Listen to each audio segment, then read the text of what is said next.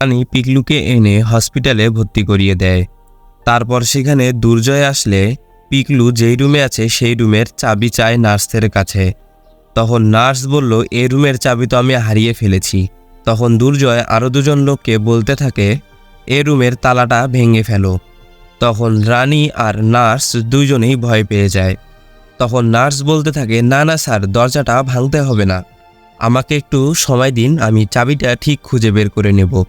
তখন দুর্জয় আর কিছুই বলে না। তারপরে রানী হসপিটাল থেকে বাড়িতে গেলেই দেখেন উকিলবাবু আসেন বাড়িতে।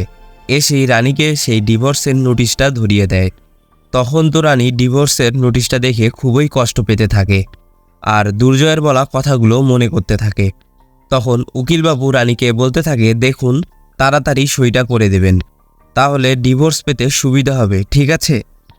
আমি কাল এসে বরং ডিভোর্স পেপারটি নিয়ে যাব, আপনি সই করে রাখবেন। তখন রানী বলল, শুনুন, আচ্ছা এই ডিভোর্সের নোটিশটা যে পাঠানো হয়েছে সেটা কি দুর্জয় জানে?